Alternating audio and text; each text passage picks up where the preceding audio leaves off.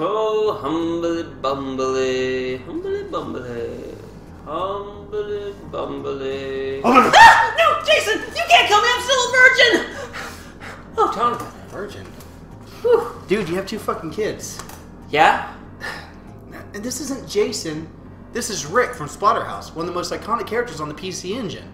Wait, what? Why are you wearing that anyway? Because... Oh, I forgot. You've been down here for so long. It's one of the greatest times of the year. Ooh, Christmas?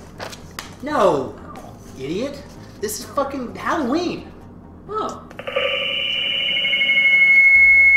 Happy Halloween, boys! Glad to see Playsatan is getting into the spirit of the holiday.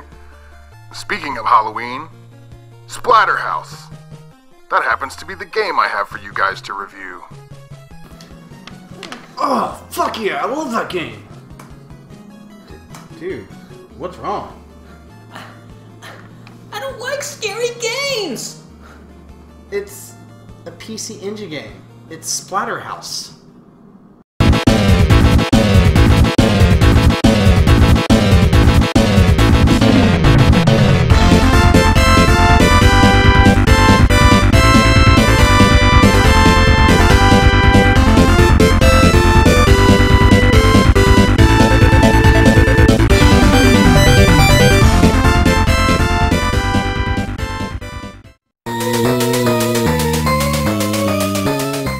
Splatterhouse is a horror beat-em-up published and developed by Namco for the arcade. It was ported to the TurboGrafx-16, or PC Engine, on April 21st, 1990.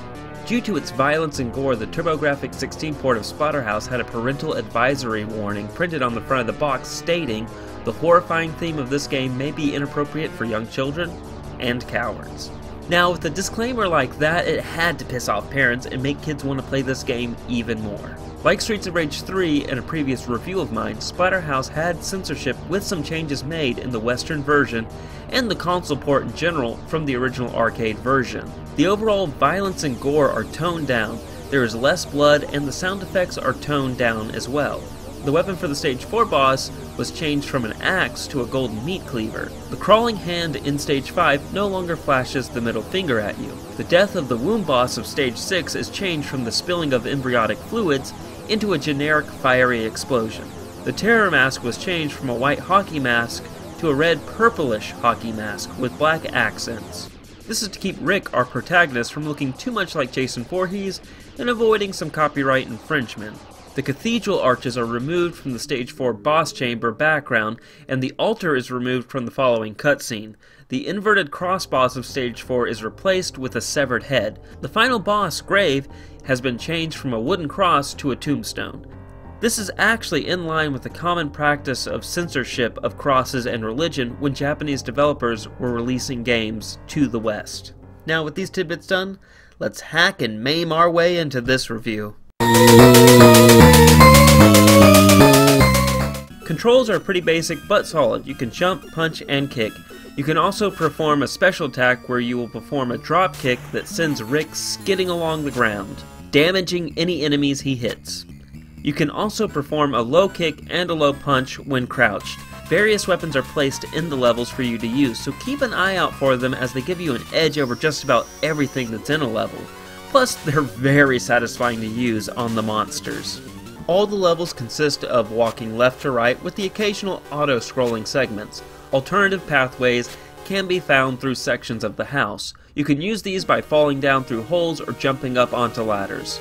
Levels end, of course, in a boss fight, and the boss fights are set up pretty well. Every boss, of course, has a certain pattern set up with them, and once this pattern is figured out, they are fairly easy to overcome. It's not till you get to about the last 2 boss fights that it becomes very hard. Splatterhouse uses checkpoints, so you won't have to start an entire level over if you die halfway or towards the end of it. While the gameplay isn't groundbreaking, it is put together very well, and more importantly, it's a lot of fun. I give Splatterhouse's gameplay 2 bits out of 4. Yeah, I completely agree with 2-bit here. The controls are very basic, but at the same time I felt like it was very sluggish sometimes with the main character, which was a downside to me. Beyond that, the game is fun and excellent to play. I give this 3 beers out of 4.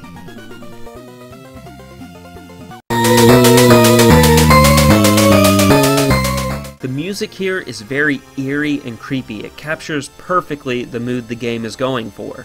The sound effects have a nice touch, especially the squish sounds you get from hitting monsters into the background. I like this game's sound, but I wouldn't say it does anything out of the ordinary or anything that really caught my ear. All in all, Splatterhouse's sound gets a decent 2 bits out of 4. I agree with everything that 2-Bit said. 3 beers out of 4.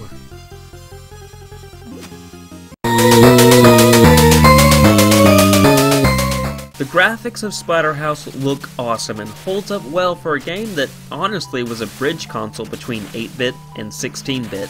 The game really shows what the TurboGrafx-16, or I should say PC Engine, could do, and I think it stands up well against the early Sega Genesis games and absolutely surpasses the NES as far as graphical presentation is concerned. The reason I mention this is because the TurboGrafx-16 was meant to compete with the NES, but eventually ended up going head-to-head with the Sega Genesis. The plot starts off a little different on the TurboGrafx-16. The arcade version opens up with an animation of Rick and Jennifer, his girlfriend, running through the storm and into a mansion, followed by an exterior shot of the mansion and the sound of his girlfriend screaming. Ah! What was that sound? What are you talking about? There is a scary girl screaming somewhere. Yeah, that's part of the game. No, not in the version I played. See, the version I played, it was a happy new married couple getting a brand new home with a pretty light show in the background. Ow. The Turbo version opens up simply with the exterior of the mansion, an eerie theme playing, but no sound effects. The story is a little lacking compared to its arcade counterpart. It follows the original plot adequately, but due to censorship and limits to the system, some scenes are completely gone or altered, like the intro. The synopsis is as follows. 2 college students, your character Rick Taylor and his girlfriend Jennifer Willis, take refuge from a storm in West Mansion, a local landmark known as Splatterhouse, for the rumors of hideous experiments purportedly conducted there by Dr. West, a renowned and missing parapsychologist. As they enter the mansion, the door shuts behind them and Jennifer screams. Rick awakens in a dungeon under the mansion, having been resurrected thanks to the terror mask. The mask has attached itself to Rick, fusing with his body and transforming him into a second runner-up in a Jason Voorhees lookalike contest. You then take Rick on a rampage through the dungeon and the mansion grounds, killing hordes of monsters. Later in the game, you find Jennifer on a couch surrounded by monsters that retreat once you arrive. Just like the girls in your life. Jennifer transforms into a giant monster and attempts to kill you while begging for you to help her. Just like your ex-wives. You are forced to kill her, and then she transforms back to normal and thanks you just before she dies. Say something, I dare you. You then track the remaining monsters to a giant bloody hole in the mansion's floor. You discover that the mansion is alive as you follow a bloody hallway to the house's womb, which produces fetus monsters. Ugh. You destroy the womb, which causes the house to burst into flames as it dies. Escaping the burning mansion, you come across a grave marker. The Terror Mask revives a giant monster under this grave marker, which is the game's final boss. Once it is destroyed, this monster unleashes a tormented ghost that dissipates into a series of bright lights. Once this light show is done, the Terror Mask shatters into pieces, turning Rick back into normal. Your character flees as the house burns to the ground and the credits roll. The plot is so-so, and definitely the main draw of this game is its gore, but at least there was effort put into the story, where a lot of games in this era didn't even try to have a coherent narrative. With awesome graphics, especially the gore and monsters, and I would say a decent to mediocre plot, presentation gets 2 bits out of 4. The story is very basic, but it's enjoyable, and I think it worked well with this genre, especially with the gore and how much they got away with the censors during this time period. I give this game 3 beers out of 4.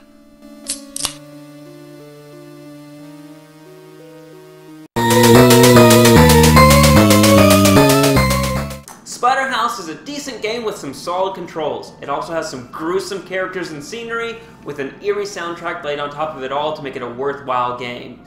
Though ultimately I feel the game's a novelty, as other games in the genre did it better, but Splatterhouse was the first and did a decent job of it. So my final verdict for Splatterhouse is a must-play and own for the casual and collector of the TurboGrafx-16 and PC Engine. This game truly showed what the PC Engine was capable of. And you can find this game online for about $40 to $70. Well guys, that's it for this review. Happy Halloween, and as always, stay safe and play on! Wonderful, boys. Another successful Halloween review in the bag, and the fans will surely be pleased.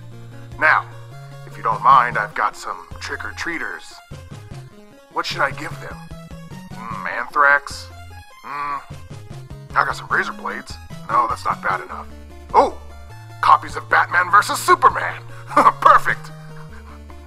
I'm really fucking evil. Alright, he's gone. So there's a pattern. If he follows the same tropes as your channel does, then pretty soon we'll be doing a review of Home Alone on the Sega Genesis. Wait a minute, how do you know that? Well, because the script says so. Oh, okay. Anyways, so we need to convince him to let us set up traps around his house. Only problem is that we need blueprints for his residence. Oh, you mean these blueprints? Did you just pull that plot point? I mean, blueprints out of your ass? Well, Alright, boys. Time for your sleepy medicine. You got a long day tomorrow. And a special friend is coming by, so you're gonna need all the rest you can get. What is that you say? Oh yeah, play on and stay safe. Nighty-night. wait, that's not what I say. I'm supposed to say.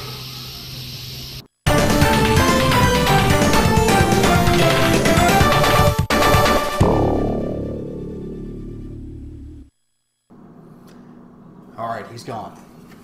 Alright. What's me doing the double act? Fucking you No, up. it's just me. It's just me. I completely forgot my lines. I was thinking about the blueprints. I was thinking about the fucking blueprints. I've noticed the pattern. I've noticed the pattern. Notice the pattern. If he keeps the same tropes as you do on your channel, then that means we'll be reviewing Home Alone for the Sega Genesis soon. Genesis. Alright, he's gone. Alright, I've noticed the pattern. If he does it 1, 2, 3. Alright, he's gone. I've noticed the pattern. If he does the same tropes that he does as you do on your fucking show, like Play like a crypt keeper. Tales from the Crypt. What was that sound? what are you talking about? There is a scary girl screaming somewhere. Yeah, that's part of the game. No, not in the version I played. See, the version I played, it was a happy new married couple getting a brand new home with a pretty light show in the background. Ow. My titty. Perfect. Splatterhouse is a decent game with some solid controls and gruesome characters and scenery with an eerie soundtrack played on top of it all. Makes this a really worthwhile game, and you fucked up the line, Sean. You fucked it up because you're a fuck up and you'll never amount to anything. Well, that's why you're on YouTube. Yes. And we're getting Because all you demonetized. fuck ups on YouTube suck. Alright, let's go. Alright, he's gone. So I've noticed a pattern. So, there's a trope to your show.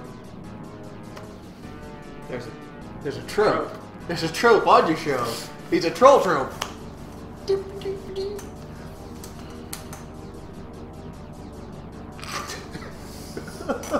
I think that was it. You want to do one more where we accidentally kiss?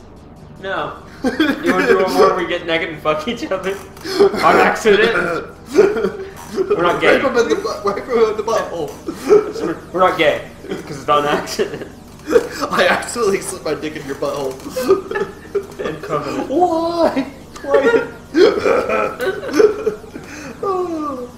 Alright. Alright, that's it for Splatterhouse.